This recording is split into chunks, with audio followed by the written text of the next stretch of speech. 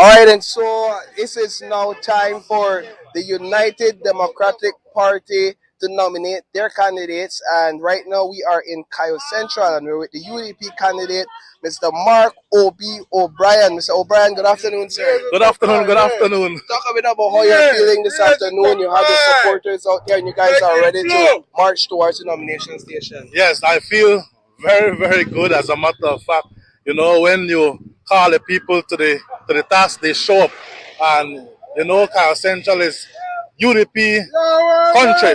So we will show that on March 12th, and the people will come out and support Mark O'Brien for Cayo Central. What sort of convincing did it take to get your people out this afternoon? What's a couple of texts? You know, they're ready. They've been ready. I mean, the people are feeling, you know, like I said the last time we talked, people have eyes to see, ears to hear, and they can feel what's going on. And when you tell them, you know, it's time to rally the troop, they show up. They're here to show up. Now, Cayo Central went blue in the last general election. Is that sort of for you a daunting task? Is it a daunting task knowing that Cayo Central went blue and this sort of an uphill battle? Well, let's not focus on the last general election. Let's focus on the municipal election. In 2021, the UDP won in Cayo Central by about 230 votes. In 2024, we swung that and won by almost 600 votes. So here in 2025, I guarantee Santa Helena alone will come out big for Mark O'Brien, and all the other villages in Cayo Central will come out big for Mark O'Brien for UDP Cayo Central. What's your message finally to those voters that may be on the fence? You know, you have a humble servant of the people here. Come out and give Mark O'Brien a chance. Excellent, Mr. O'Brien. All the best moving forward. Thank you very much. And there you had it from Mr. Mark O'Brien, the Cayo Central candidate for the United Democratic Party, are getting ready to go and get nominated over there at the Santa Elena Library. With that, back to you guys in the studio. I really want to give one little speech too, because them same way at the end of the day, right? We are suffering the people. The people are suffering at what is happening out here. You know? So the people have to show what they want. Let's begin a bit by talking about your nomination today. You came during the 12 and 2. What does that mean for your candidacy? I mean, the main thing you could have come from 10 till 4. But it don't really matter. The main objective is to get on the list. So now I am properly nominated, and I may say to people before this that it's nearly over, but now it's over now. Now tell me something, knowing the fact that at the end of the day, both UDP factions have decided to sideline you. What does that say? I mean, doesn't that make it now an uphill battle for you? UDP, what my main concern is the people of Portland decide to sideline me. That, to start with, it is not about, it's about my only opinion that I take. I listen to everybody's opinion. It's the opinion of people of Portland. This thing about who they will who in terms of leadership, that doesn't matter me. It doesn't matter me because at the end of the day, the whole regime there is no longer, there is no person in the whole party that is longer than me. You know what I'm nominated as? UDP 1. And my color is red, white, and blue with 3 dots. Either the original. Okay. Now, I know that last election, you had exited from Port Loyola, run against Anthony Mala in Quickstock. He won handily, all right? So instead of hanging up your gloves, you have decided to go back to your roots. Boots returning to his roots. Well, like you said, then you need to put the thing the correct way. Yes. Where I'm running, I am the longest serving representative there 4 times in a row, including beating Mr. Usher 2 times in a row. No. For start with, and this is the main thing that Port Royal, where the question that you asked was why in 2018 I decided to retire. There was a convention between Philip Willoughby, Michael Perifit, and others, of which Philip Willoughby become successful. Yes. Sailing into retirement 2 months before the election, said he stepped down from Pitstock and he asked me to go and hold it. And sheep to the slaughter, but it is what it is. It's a true UDP. That was a noble move on your part. It's a true UDP, but I am back home on the request of people at Port Loyola. What do you make of your competition in the UDP in Port Loyola now? You're up against Norma Mortis and you're up against Philip Willoughby before you even contesting the Russia seat. Well, listen to me. That everybody, you know what I mean? The 4 with the on the ballot, you know. So where these for things. I don't need to worry about what is nobody thinking. I need to do what I need to do. I don't worry about what am I thinking in terms of if I may think differently. And I think I can get nominated. You think you have enough time? You think you have enough time you think you have enough time knowing that the fact that these people have already declared who are going to be representing them? Do you think you have enough time to do enough work on the ground? Maybe the media man, but maybe you're not following that I've been out with this petition for since 2023. so I don't know if you're not got enough time. One old soldier like me with 2 years that are over prepared. Never believe in me, I reached this stage, but was over prepared. On my own, if I could get over 1,700 signature for a petition on my own. But then you want to see now, man amongst men, because Mr. Meyer, nobody can save them. So what new do you bring to Port Loyola as a returning candidate to that constituency? I am bringing out, I am not new, I am continuing the work that I have done. I am the only representative in the history of this country, you know, who presented a budget in opposition and was successful in terms of goods and services for the Port Royal constituency. So this is not about new promises, this is about continuing the work that needed to be done. I don't got nothing in terms of new promises. More education, fight for the boost and the pantry, come back, fix up the infrastructure, looking on the welfare of the people in terms of education and so not new, and the track record is there, and that's why I believe that I have the advantage. All right, time will tell. Anthony Bo Martinez, thank you very much and all the best. Yes, ma'am. He has been duly nominated. Good afternoon. Today we are here at the Curacao Library with Mrs. Elvia Vega-Samos. So, Mrs. Samos, how do you feel now to be an officially nominated member? Hi, good afternoon. Good afternoon to the viewers of Corazal Bay and the whole country of Belize. I am humbled by this opportunity. I give thanks to God for today. I give thanks to God for giving us life. And this is the beginning, you know, everything has a beginning. And I feel humbled by this, by being here and being able to give my name. Okay, thank you. So, you know that your candidacy has caused a lot of public scrutiny. How do you feel? Did it affect your candidacy? Any at all of being like expelled from the PUP? Can you repeat the Oh, question? sorry, okay, we're good. I wanted to ask you, you know that your candidacy caused a lot of public scrutiny. How do you feel that it affected your campaign and your candidacy? Um, I don't think it has affected it. I believe that all of us have the right to put our names and to run for this. Um, it I have been visiting the people of Corozal Bay. As a matter of fact, I have been getting messages from them, and they were one of the reasons why I decided to put my name on the ballot. You know, I was not given a level playing field, and it's important that they be represented and they having a right to choose who they want to represent them. And so I don't think it has been affected. I believe that the people know who I am, they know what I stand for, and I truly believe that they're going to give me this opportunity to represent them once more. So can you tell us what issues your supporters are bringing to you to get addressed? Um, a main issue would be land. You know, our people, all they need is a piece of land. You know, gone are the days when people have to be depending on government, depending on politicians to do things for them. You know, people, all they want a little push. And if they are able to get a piece of land, then that is when they could stand on their feet. They say, Miss Elvie, we don't want a house. We don't want handongs. We want a land, and that is going to help us to sustain our families, to sustain ourselves, and it empowers them. And I think as politicians, you know, in the past, many have had people at the bottom waiting for handouts, and it shouldn't be that way. That needs to change. You know, we need to empower people so that they can stand up on their feet and make a difference in their lives independently. Okay, Mr. Do you have any final words that you would like to say to your supporters?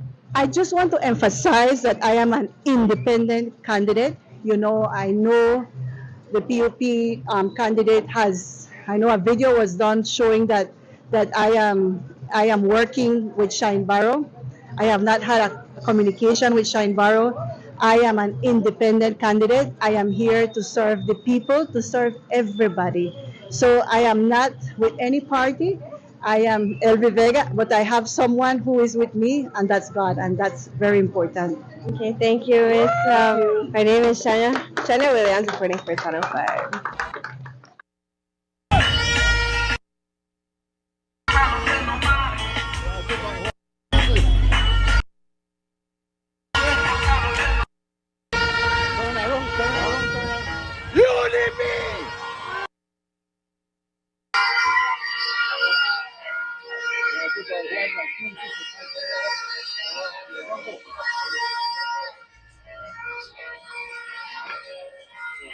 Mr. Figueroa, before you head in, let's talk a bit about today and what this day means for you and your team. Well, it's an important day, you know, to come and to get the nomination to represent the United Democratic Party here in Cayo North. We've been on the ground for 3 to 4 weeks, and so we have every confidence that in Cayo North we will be able to deliver.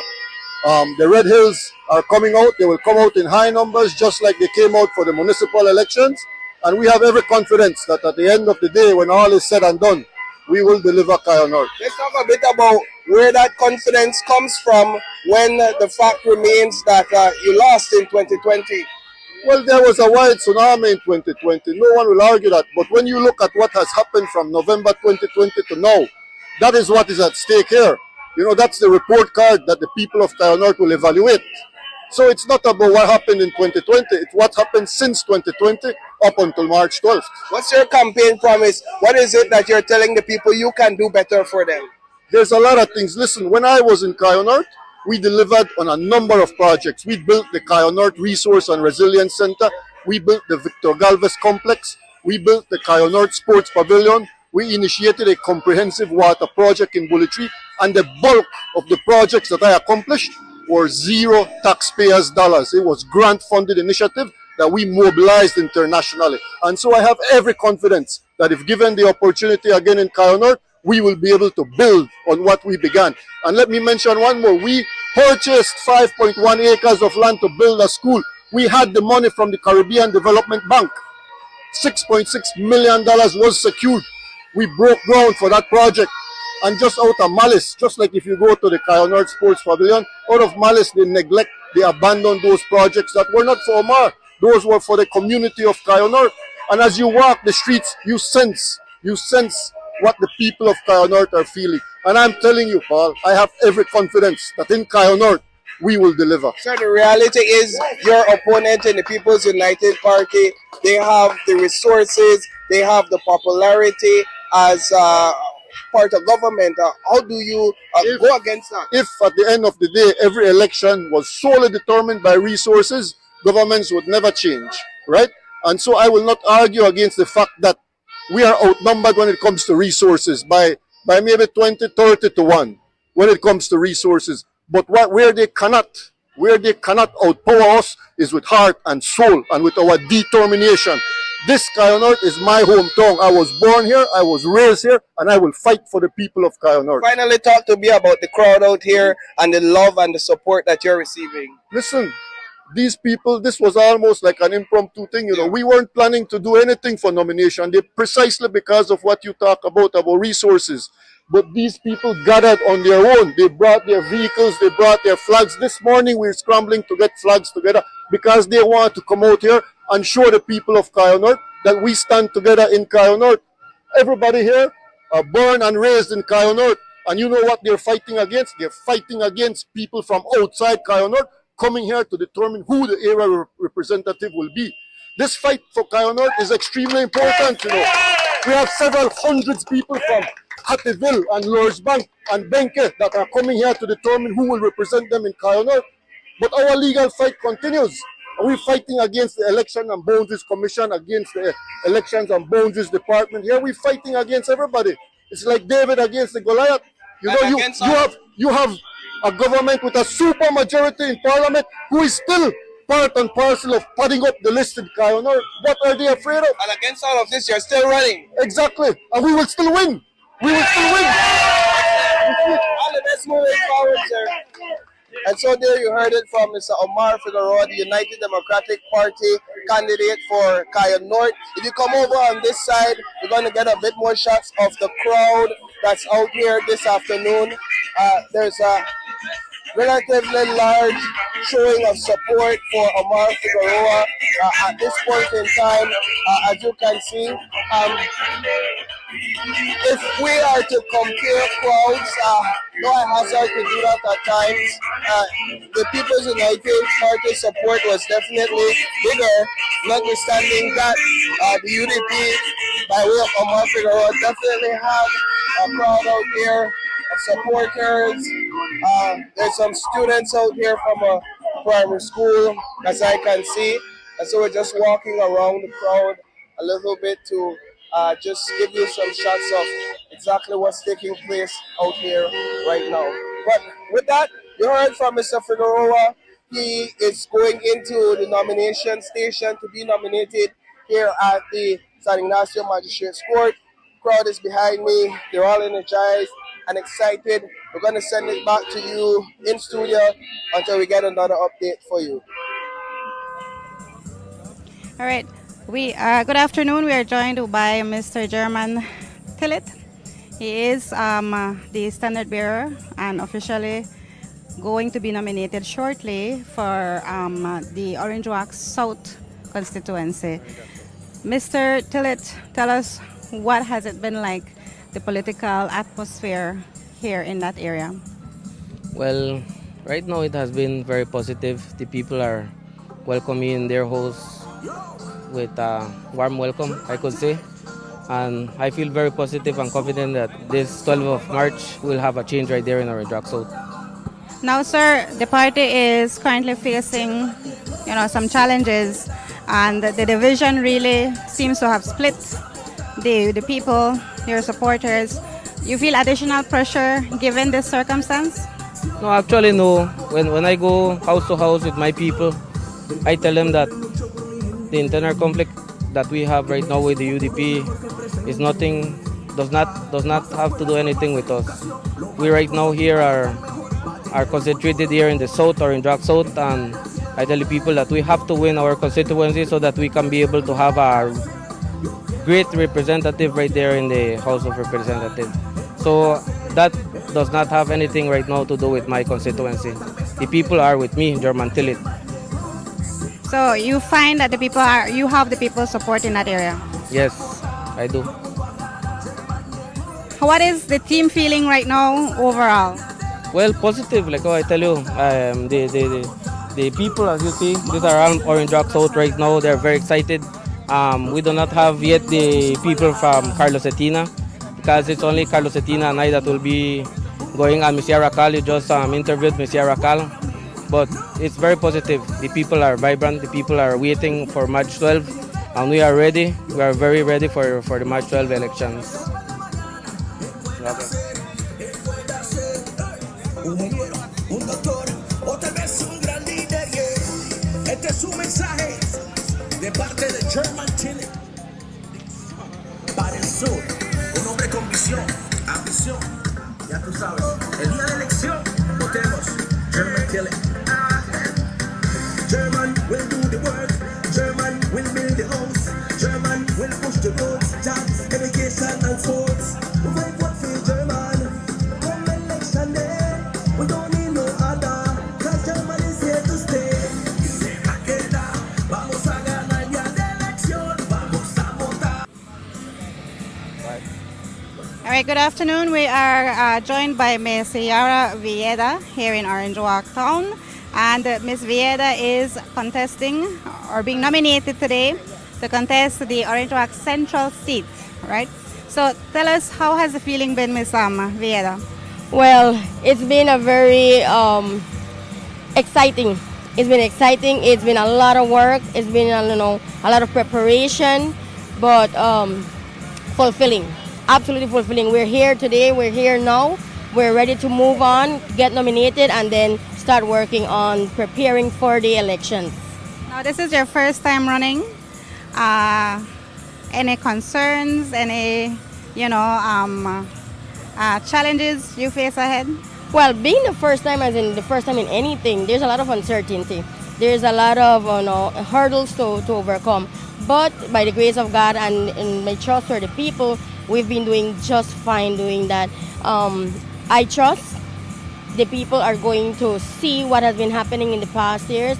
I trust that they have, they can see that there's somebody else new. We have had, representation before.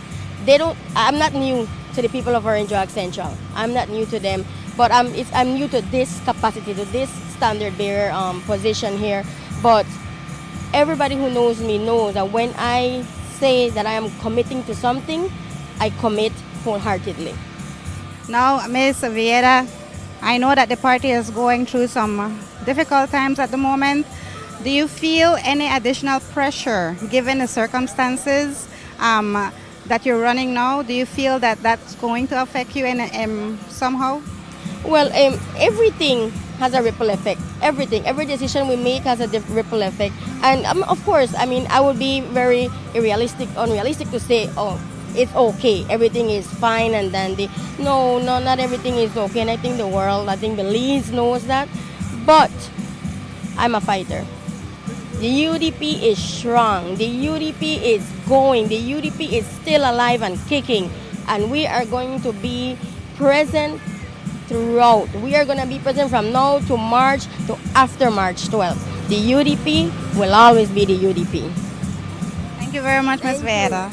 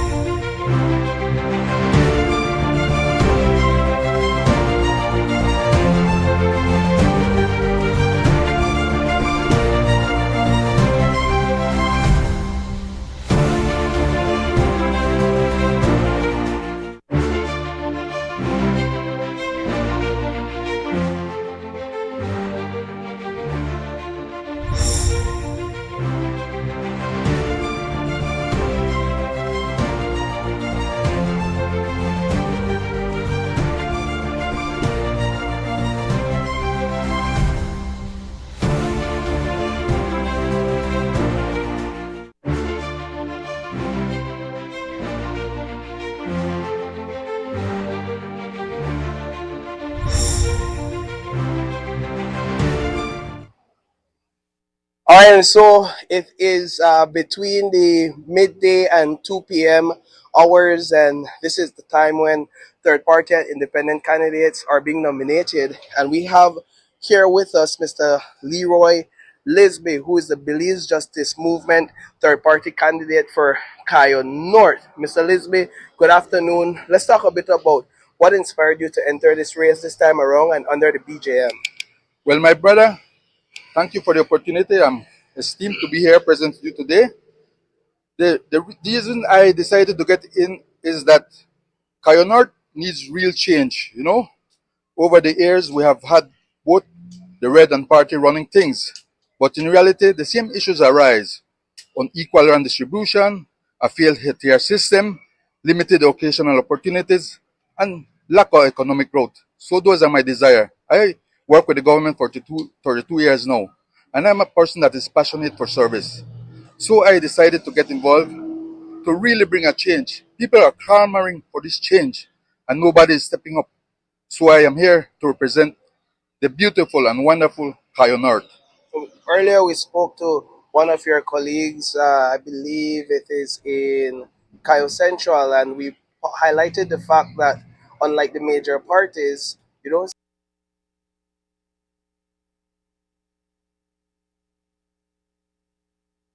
see huge parades with you guys, say with third parties, independent candidates. In fact, it's just a handful of people coming beside you that are nominating you. Does that play a factor in your mind? Not really. I'm very optimistic, because I'm running a grassroots people centered campaign.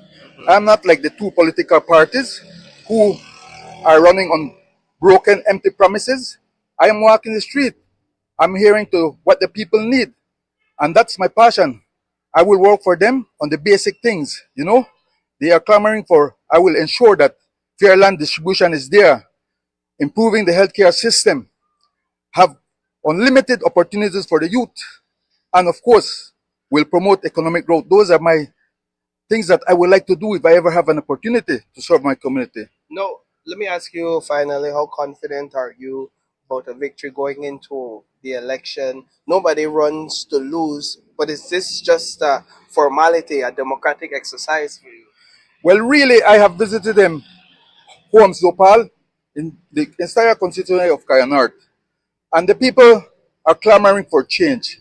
And if they really come out and express their voices, because their voices have power, on election day. If they really come out, I don't have any big financial backing, but I have a heart and a will to do better. And I know the people are genuine. They will come out and make this change. And that is the only change and the real change that is needed in this country. And Cayo North, I'm confident, will give me that opportunity because I'm one of them. Excellent. Thank you. Excellent, Mr. Lisby. Well, congratulations on your nominations and all the best for the elections. Thank you, my brother. Excellent. God bless. All right, and so there you heard it from Mr. Leroy Lisby, who is the Cayo North candidate for the Belize Justice Movement. You just heard from him. He's actually entering the building right now to be nominated. He has all his nominators here, and that process is about to be undertaken. But with that, we're going to send it back to you guys at the studio from here in San Ignacio.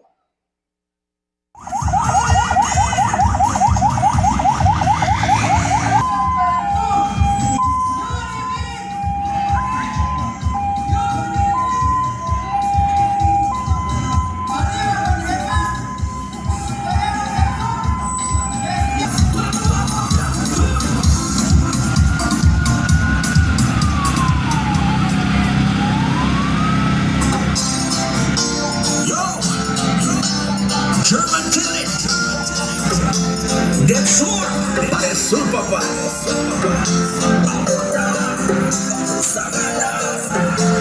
German llegó, se la queda. Vamos a ganar la elección. Vamos a votar de mañana. Él puede hacer, él puede hacer. Hey, el doctor ingeniero tal vez también. Un gran German llegó. Yo quiero ver que no me mañana. Él puede hacer, él puede hacer.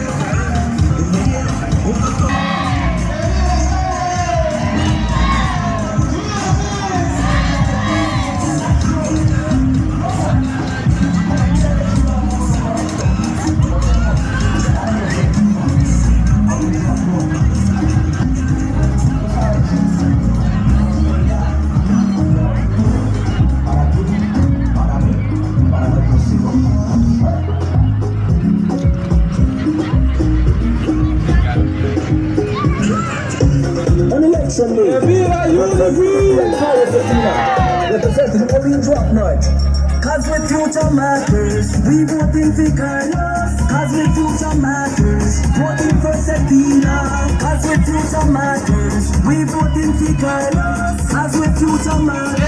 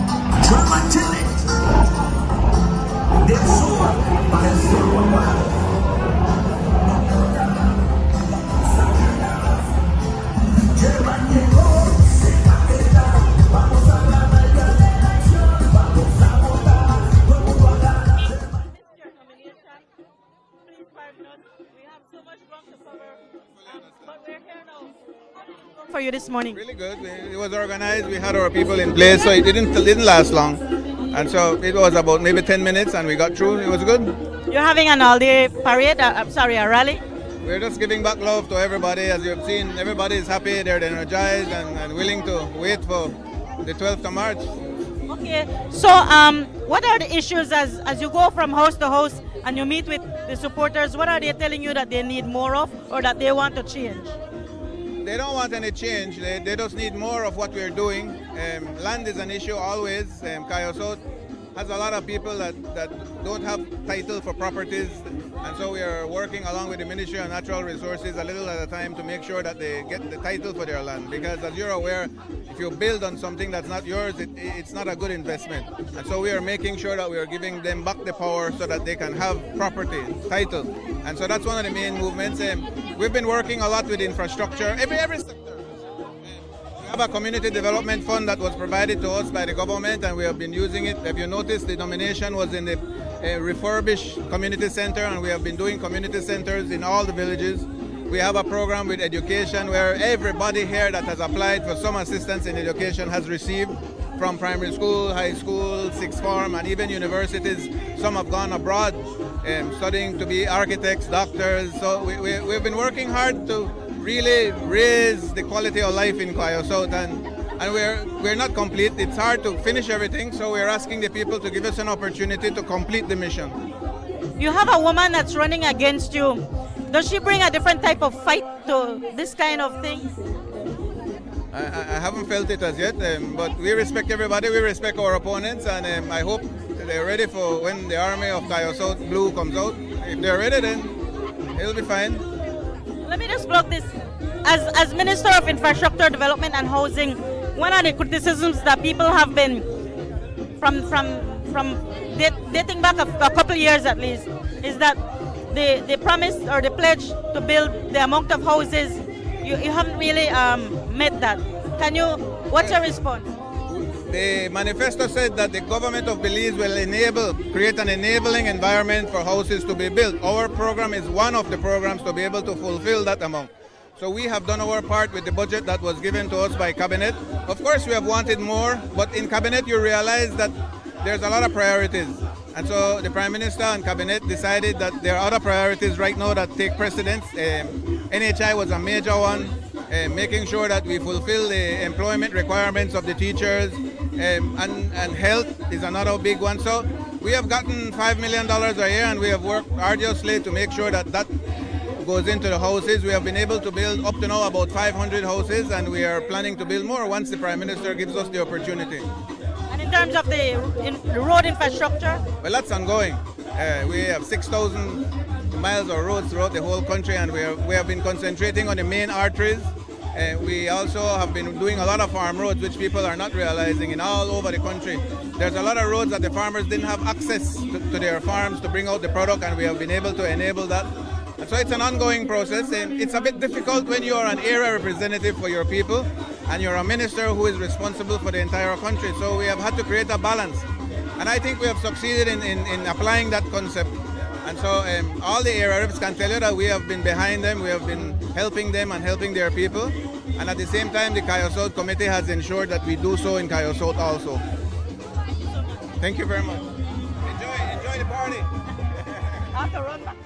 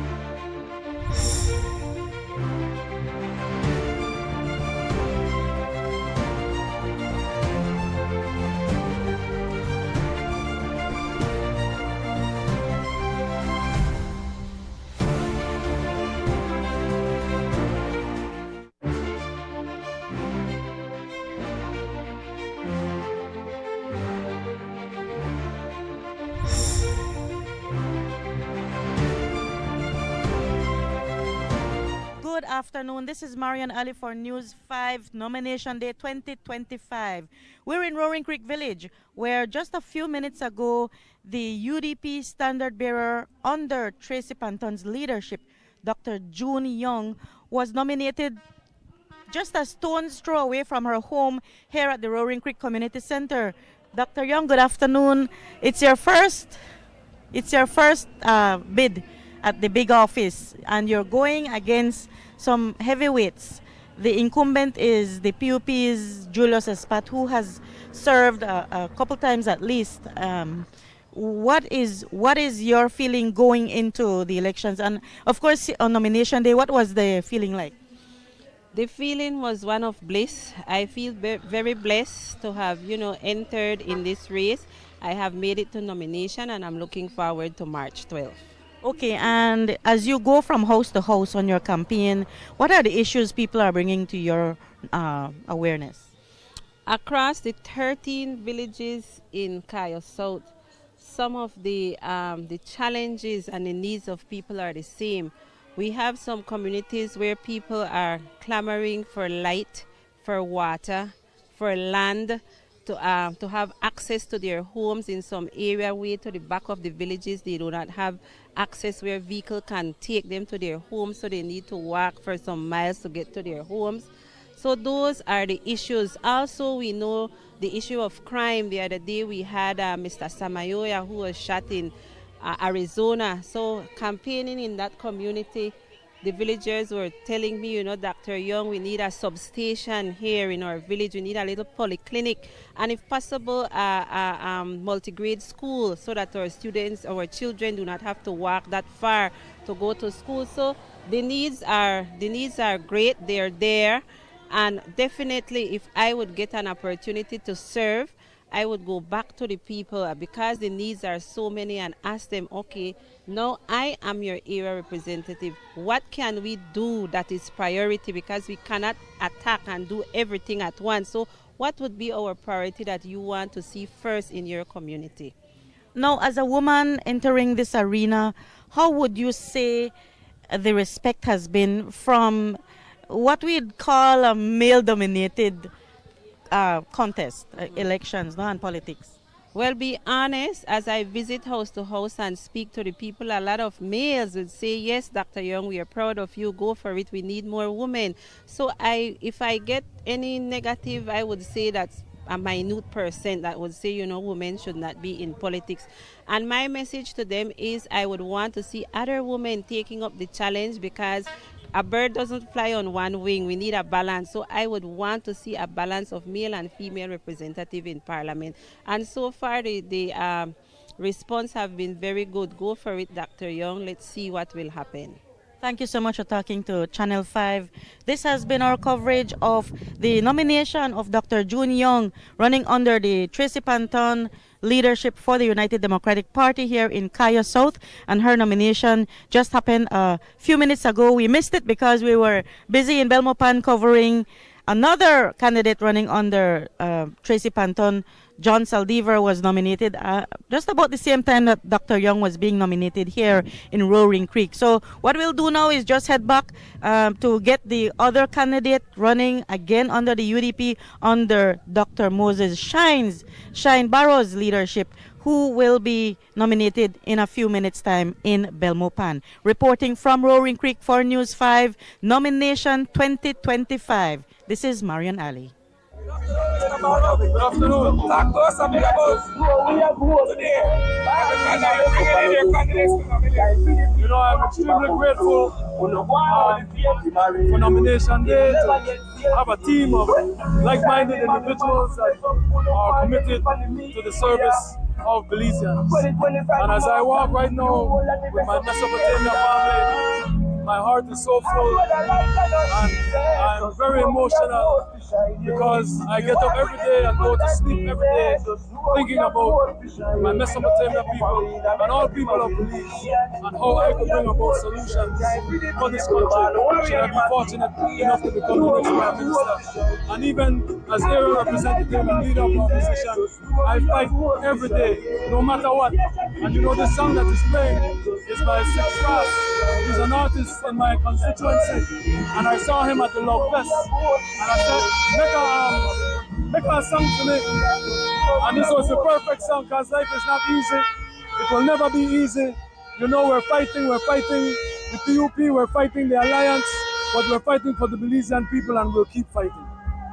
What do you have for the people of Belize when it seems like everything surrounding the party is in turmoil? I've offered the people a slate without Edmond Castro.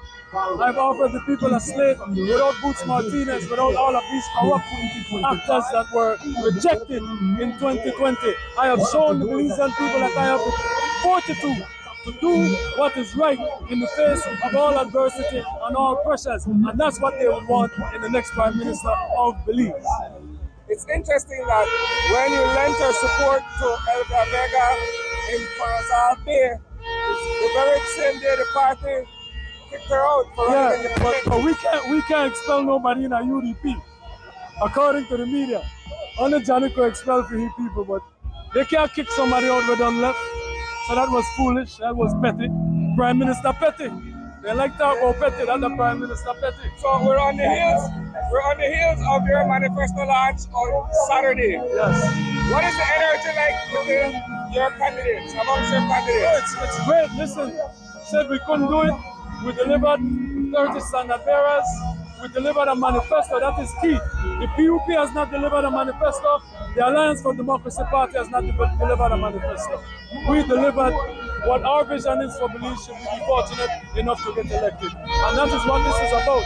This is not, it's interesting that when Kaya Katus say, Tracy can't catch up with her on bike, can't catch up with her on the campaign trail, all I want to get vexed. But Tracy called me convict, called me deportee, they call me a cancer. Imagine victims of that. My granny, my auntie, two of my auntie, they passed from that. And you guys don't say anything about that, but all I'm saying is their focus is not on the Belizean people. And they've made it clear their focus is on Shyne Barrow. And those aren't the people that you want to elect to Parliament. You want people that will put their differences aside and say, you know what is best for the Belizean people? tax compliance, tax reform, right? Creating an investor-friendly climate for domestic investors, capitalizing DFC, capitalizing National Bank, making things, erasing the bureaucracy that deters foreign investors from coming into the country, but also making things equitable. You not just have come and extract from Belize. So we have a host of plans. Stop importing inflation and relying more on domestic productions. We have solutions, Isani. People may not agree, they may disagree, but at least we have policies and solutions, and it's not about personalities. I have one final question for you. What happens on the day after? Win, lose, or draw? The day after, I will still be leader of the UDP, and we will still keep fighting for what is right. And so if they think the day after there will be any handing over, it will never happen. They are no longer members of this party. This party, with our 31 constituencies and our 30 candidates, we will continue the rebuilding of the great United Democratic Party, and we will be victorious on March 31st.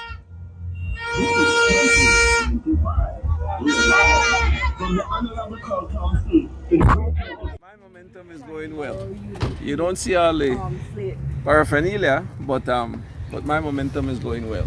Okay, so as you go from house to house, what are the concerns that people are bringing to you? That's an interesting question. Before I reach the concerns, you know, campaigning standard is you go to the person's house and you are prepared to campaign to them, to tell them whatever. But I find myself in a situation literally across Belmopan, wherever I go. 95% of the homes that I stop in, I am the one doing the listening. People are telling me what is wrong, what is not right, how things are not going the way they're supposed to be going, and which one of our candidates are not doing what they're supposed to be doing, and all these other things. And I end up listening to their complaint. This is telling me of the frustration of our people, particularly here in Belmopan. I know this is national, but particularly here in Belmopan, that response tells me that the people are tired. Okay, but what are they tired of? Are they right? Let's get to that. One of the things is people are finding it difficult. This is a national issue, but again, it affects Belmopan. People are finding it extremely challenging to put food on their table, and we know why this is. Because the national government has the responsibility to make life a little bit easier for children. You would have heard our party leader said in our newly launched manifesto where the fuel price is concerned. Now, measures like that will allow for prices to go down. Certainly, the government will have a part to play, not only to reduce the cost of fuel, but when the cost of fuel goes down, to make sure that the merchants reduce the price of their goods as well. All right, and so we know that you are no stranger to the people in the city of Belmopan. You were once a city administrator, and so how have the needs changed since the last time you were you had a vital role in office? In one word, it has become worse. It has become worse. I remember holding that office and having to listen to people as they complain about certain things. At that point, it was really restricted to unemployment. People weren't finding jobs. But even the people who have jobs now are complaining. This all points back to the first point that I made with inflation. And again, I must reiterate what the party leader shared through the manifesto launch. That inflation can be initially dealt with reducing the fuel cost. That is something that we had heard maybe 4.5, 5, 6 years ago, when the now government was in opposition, that the fuel cost is going to go down, and everybody rejoiced at that. Hey, let me confess, I rejoiced at that. I drive a lot. That would have helped me in my driving. The goods that are being transported from one end of Belize to the other, it costs, and it is all dependent on fuel. So if the fuel cost goes down, it stands to reason that the goods should go down. All right, so this is your second time running in the general election. We know the last time you did it independently. This time you're doing it under the Shyne Barrow UDP slate. And so can you talk to us about what has been the different strategy that you have had to take this time around? Okay, the first time I ran was municipal. This is my first attempt in general at the national level. But still, in terms of responding to your question, the strategy, again, I came out with a strategy where I was going to go to the people and make sure that I go house to house as much as I possibly could have, given the short time that I had, and let the people know all that was wrong, and with the hope that this UDP, now in a position to become the government, would be able to attend their needs, their most basic needs, starting there. But that strategy had changed based on the determination of the people that I visited. As I said earlier, they are the ones telling me what is wrong. So here I am now, taking notes from the people, from all that they're telling me, and now we got to go around our table now to make sure that we fulfill the needs and the complaints that they are now giving us. And how do you feel about the competition? We know that today we saw both Oscar Mira and John Saldivar already become nominated. How are you feeling about that? That's no threat to me. My competition really is Oscar Mira. I am running against Oscar Mira at the polls. When you view your ballot, Belmopan, your ballot paper will tell you Oscar Mira PUP, and your ballot paper will tell you for the UDP Ralston Fraser. That's what you will see on your ballot paper. Ballot paper. And so let me just finish with her question. And so in terms of how do I see the competition, I don't see it as a threat.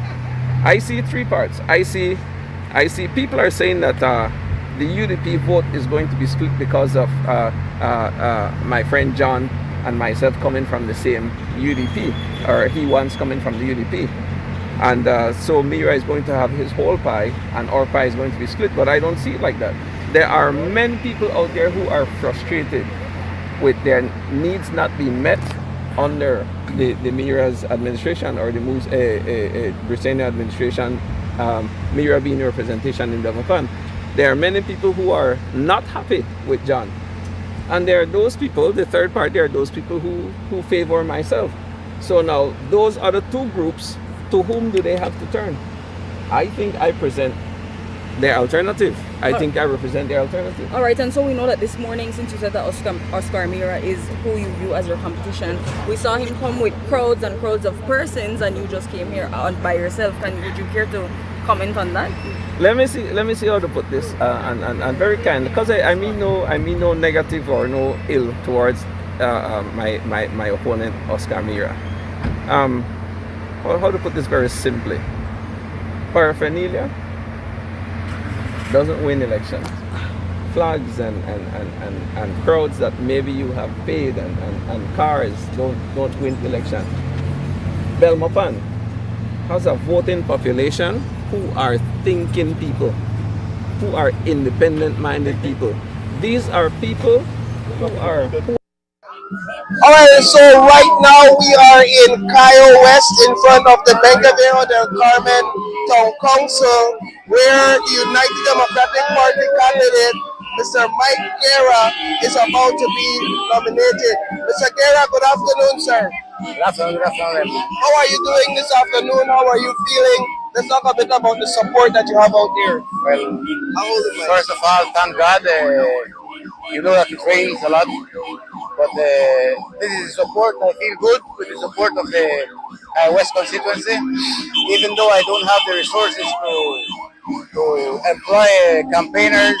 I think what you see here is campaigners that are voluntary. I want to thank God for that.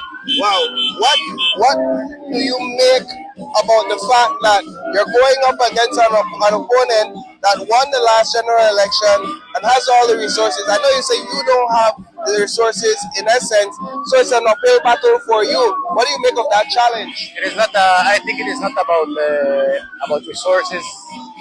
It is not about flags. As you can see, the Cayo West is filled with blue flags. It is about the personality. You see, the problem here in the Cayo West is not the PUP. It's the area representative. He has not been living here. I see him. Well, I don't like to criticize anyone. I don't believe in that. My principles doesn't permit me to criticize anyone as a person. I'm telling you, I born here, I grew up here, and I ask God to die here. I feel for the people of Cayo West. Only if you live in Cayo West, you can feel and you can see the necessity of the people of Cayo West. What is it that you're promising the people? You're telling them that you can do better? Nothing. I am not a person who will come out and promise anything because I am not the type of person, or maybe I'm not a politician. I am not a politician. I am a hard-working man. I am a resident of Benquería del Carmen. If God gave me the opportunity, then I shall see how I can work. But I think we can work. With the amount of resources that a representative gets, I think he can manage to work in all his division, especially on the villages. But that can only happen if you are a hard-working man. If you are not a hard-working man, even if you have the resources, you don't know what to do with the resources. See what is being done right now in Benque in Cayo West, employing the money in flags. You don't see a flag from the Democratic Party on the post. Not at this moment.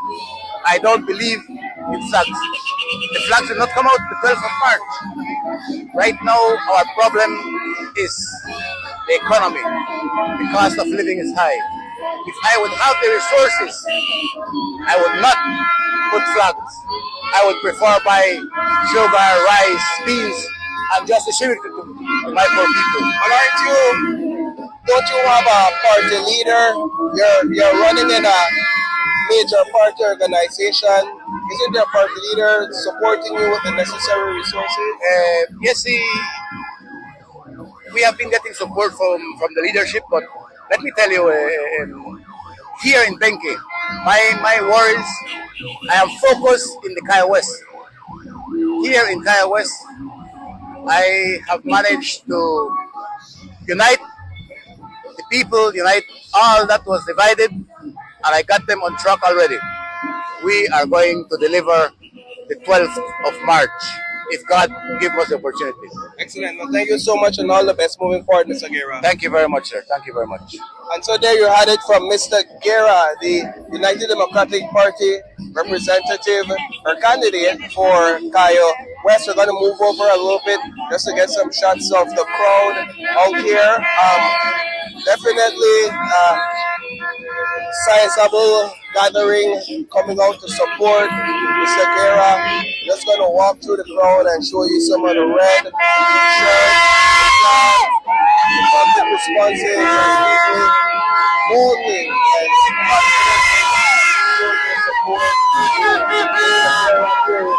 Of course, his opponent is Mr. Espat, Mr. Milena Espat, who won in the 2020 general election. And so with that, we're going to sign off from here in Cayo West in front of the Mercadeo del Carmen Town Council and send it back to you guys in the studio.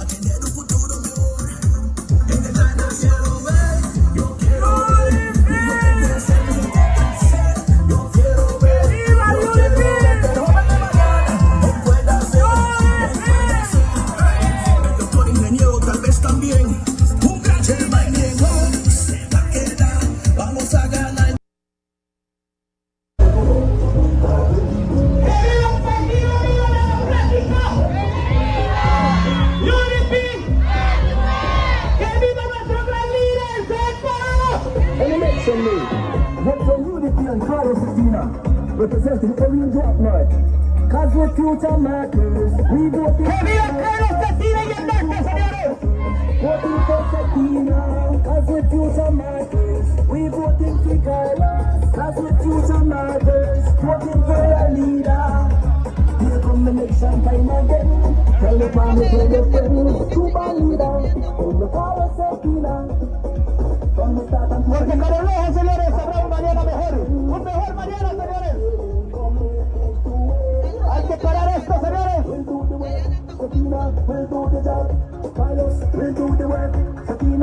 ¿Quién les va a hacer llorar, señores, si se dejan? No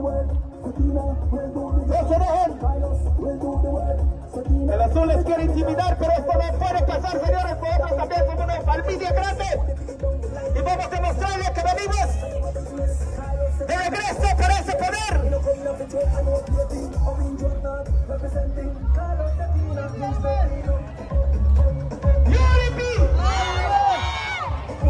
Mañana pasado Palacio Municipal va a volver a ser de rojo.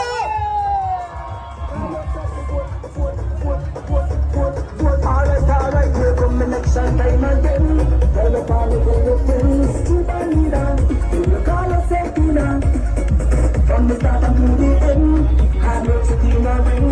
Humble and caring, committed to it. Carlos will do the work. Satina will do the job. Carlos will do the work.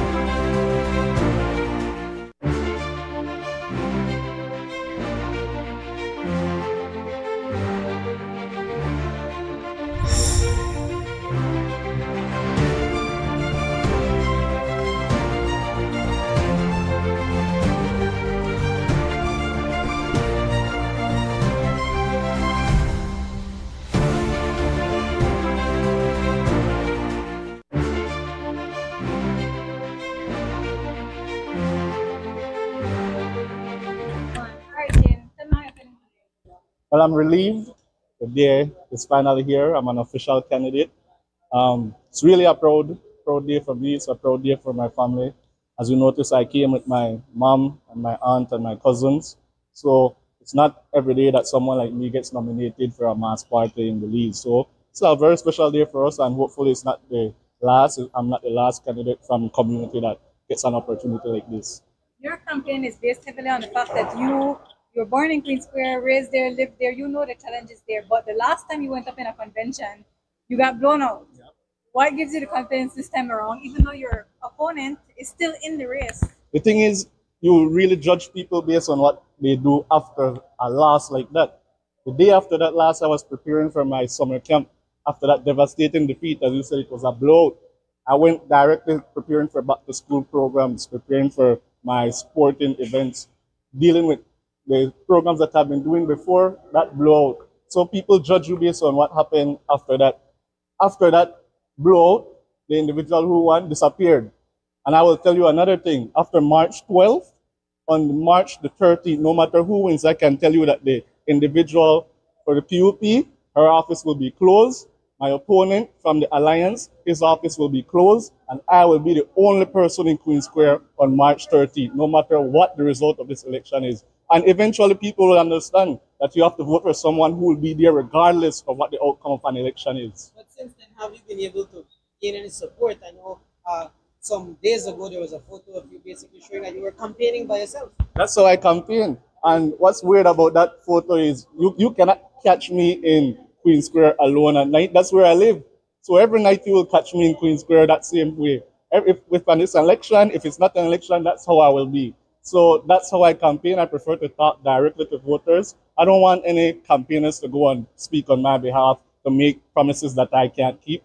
Because after election, I will still be in Queen Square and they will come to me to ask, what about the promises? I will not make promises that I cannot keep, and campaigners tend to do that. So I go by myself first. And the week leading up to election, you will see me with campaigners, but they won't represent me as well as I can represent myself. Do you face any difficulties getting machinery together? Are you able to say you have the right finances for well campaign?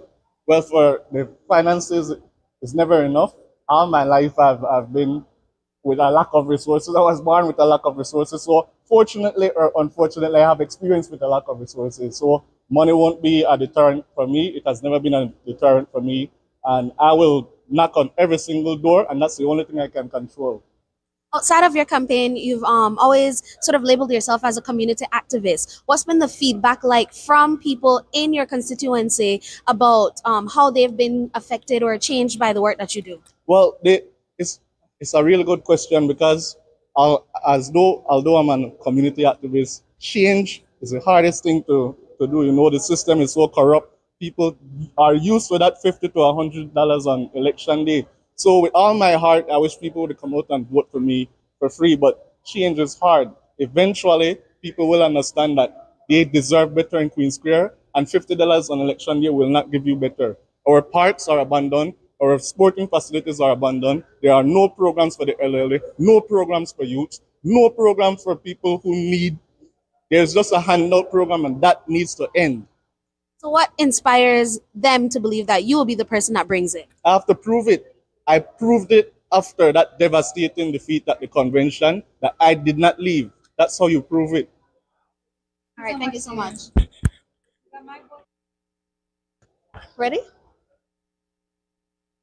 So can you start by introducing yourself to me? Tell me your name. My name is Mr. Gara. I run for Queen Square Division. And the party? People Democratic Movement, the PDM. So how are you feeling after... I'm feeling very proud. I was elected for the candidate today. At least couple of stress, up and down. Some people say the race and no race, up and stress. I'm proud Jesus Christ put there. I promise, I ask him, say, I come here for work, for the people, honest people. Only the people can save the people in this country. The Christ are living very high. Both two politicians, POP and UDP, is very rip-up, dirty corruption. We can't work for the people right now. It's for the system. Can you talk about the work that you guys were doing to get support from the people that might not know you're running? I don't know that question, and that I had so the stress right now up and down. I say I put everything I got in. What are you hoping to bring to your constituency? My constitution, I have some laws for this 24 servants about everything the government service have to control. One more time, can you say your name? I'm Mr. Gara Matos. So much. And not will tolerate any dirty corruption with the government office. And that is, I every day I'm going on media and told the media like that. I'll not tolerate any police nonsense and any migration nonsense. I will work for the people. Is that Garry or Garry? Garry, Mr. Matos, MATUS. All right, thank you so much, Mr. Matos.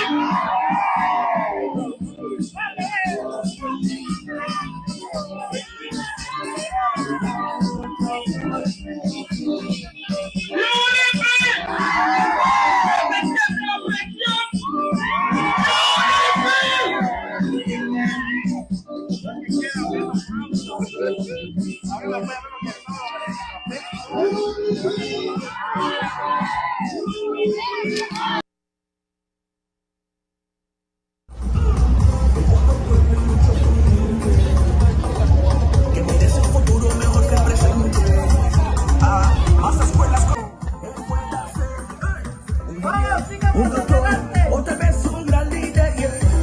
Este es un mensaje de parte de German Tillett.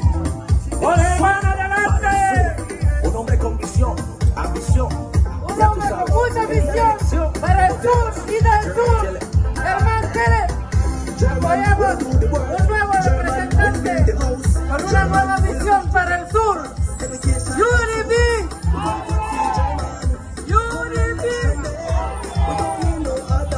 Arriba con Germán, apoyamos al sur, es tiempo de un cambio.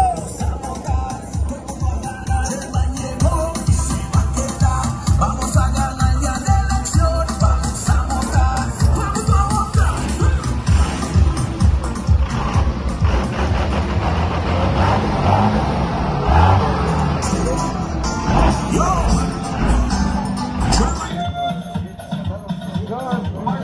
We always introduce yourself as a Corazon member. We always have to come up and introduce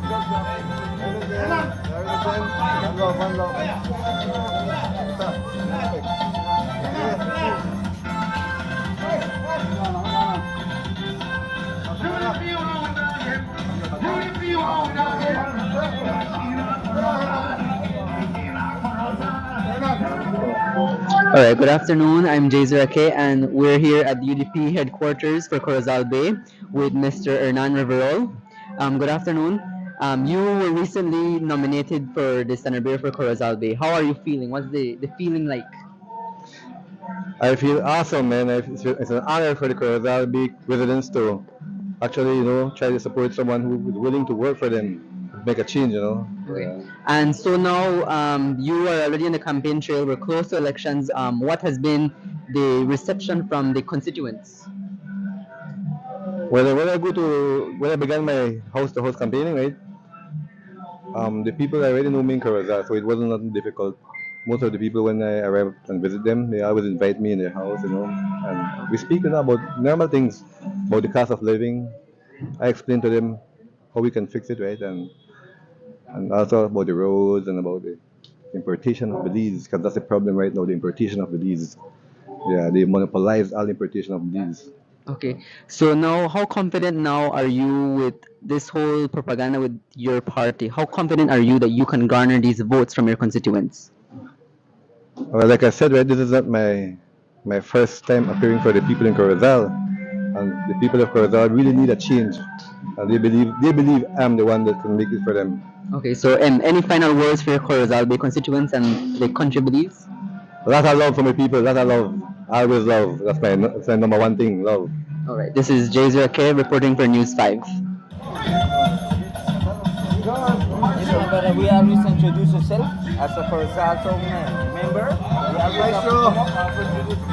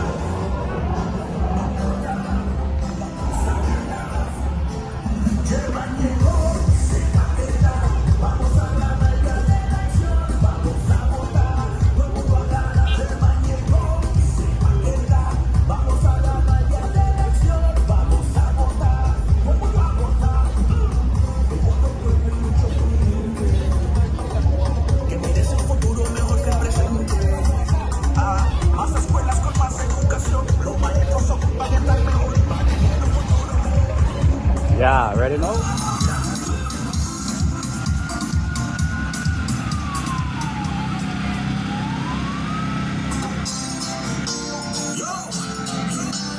German Tillett. Del sur, para el sur, papá.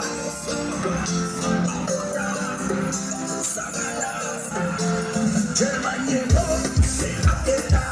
Vamos a ganar ya la elección. Vamos a votar de mañana. Él puede hacer. Hey, el doctor ingeniero tal vez también.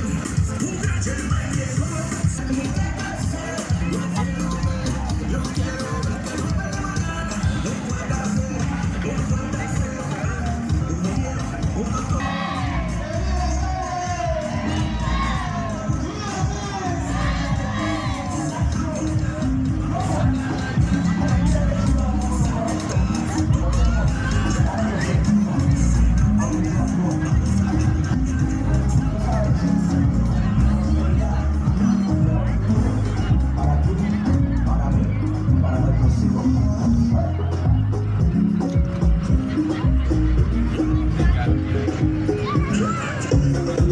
election day. Representing Orange Rock North. Cause with future matters, we voting for Carlos. Cause with future matters, voting for Setina. Cause with future matters, we voting for Carlos. Cause with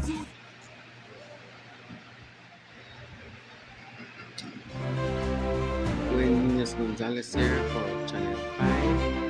And we're the dominant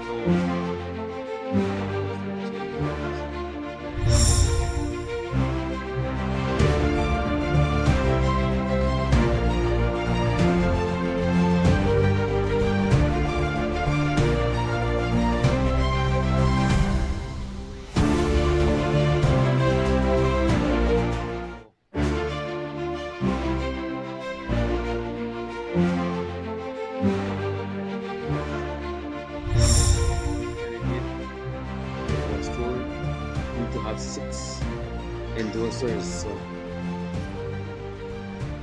he brought his peeps so that they can sign on. That's him signing, the returning officer, Mr. Gentle, directing as yes, especially shaking his hand. This has been News 5 Live's coverage of the 2025 nominations for the general elections. Behind me, we have the standard bearers finishing up their nominations for Moses Shyne Barrow's fraction of the UDP. We have Ukespat, who is a standard bearer in the Albert constituency, finishing up his nominations. So far, there has not been a standard bearer to come and contest the elections for the Fort George area. If there is none, then the winner will be declared at 4 p.m. Join us at 6 for more news.